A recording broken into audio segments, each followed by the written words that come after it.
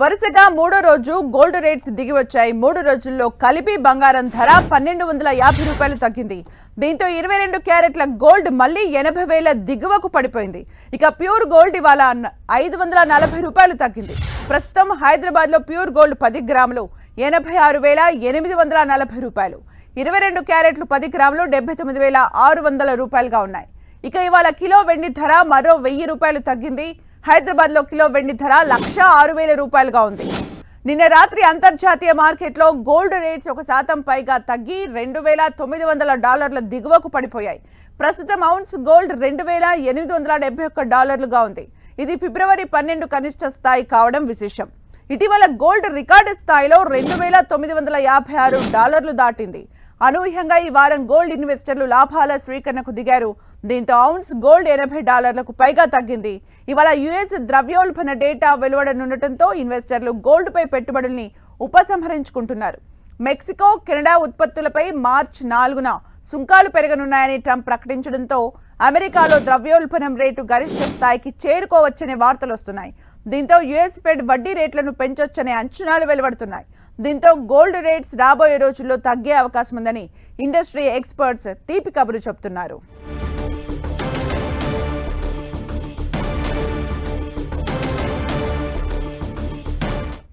ఇక gold, silver rates కు సంబంధించి పూర్తి వివరాలను మార్కెట్ ఎనలిస్ట్ గీతానంద్ గారిని అడిగి తెలుసుకుందాం. నమస్తే సార్. నమస్తే.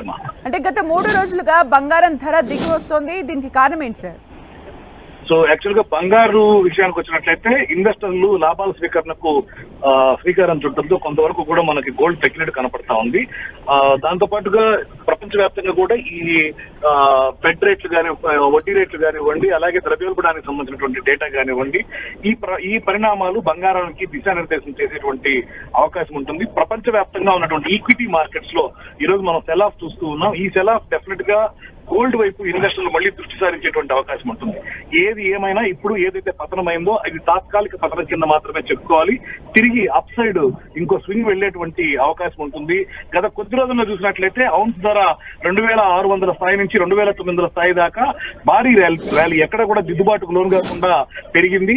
సో ఎక్కువ లాభాలు రావడంతో కొంతవరకు లాభాల స్వీకరణకి ఇప్పుడు మొదలవడంతో కొంతవరకు కూడా ఈ పతనాన్ని మనం చూస్తూ ఉన్నాం. తిరిగి గోల్డ్ పెరుగుతుంది కాబట్టి ఇన్వెస్టర్స్ ఎవరైనా ఉంటే రీఇన్వెస్ట్ చేసుకోవచ్చు ఈ టైంలో. అలాగే సార్, అంటే వచ్చే నెలలో గోల్డ్ సిల్వర్ ట్రెండ్ ఎలా ఉండొచ్చు అంటారు? మార్చి నెలకు గాను gold silver support resistant levels ఎలా ఉండొచ్చు అంటారు? సో బంగారం విషయానికి వచ్చినట్లయితే మనకి ఔన్స్ ధరలు వస్తే 2,810 USD దగ్గర మనకి గట్టి మద్దతు లభిస్తుంది. ఈ స్థాయిల దగ్గరికి తిరిగి పుంజుకోవడానికి అవకాశం ఉంటుంది. ఒకవేళ 2,810 స్థాయిని కనుక కోల్పోతే 2,732 స్థాయి దాకా కూడా పతనమయ్యేటువంటి అవకాశాలు కనపడుతున్నాయి. ఇక అప్ సైడ్ వచ్చినట్లయితే 2,914 ఈ స్థాయిల్లో రెసిస్టెన్స్ ఉంటుంది. ఆ స్థాయిలు దాటినట్లయితే ఇంకా అప్ సైడ్ వెళ్ళడానికి అవకాశం ఉంటుంది. ఇక రాబోయే రోజుల్లో ఫిజికల్ గా గోల్డ్ కొనుగోలు చేసే వారికి మీరు ఇచ్చే సజెషన్స్ ఏంటి సార్? సో ఓవరాల్ గా చూస్తే గోల్డ్ అనేది ఈ అంతర్జాతీయంగా కూడా మనకి ట్రంప్ వచ్చిన తర్వాత వ్యాపార పరిస్థితుల్లో అనిశ్చితి ఏర్పడింది. సో ట్రేడ్ వార్స్ జరిగేటువంటి అవకాశం ఉంటుంది, ట్యాక్స్ టారిఫ్ వార్స్ జరిగేటువంటి అవకాశం ఉంటుంది. ఇటువంటి సమయంలో సేఫ్ హెవెన్ కింద గోల్డ్ నే చూసుకునేటువంటి అవకాశాలు ఉంటాయి కాబట్టి గోల్డ్ మరింత పెరిగేదానికి ఛాన్సెస్ ఉన్నాయి. Stay interested.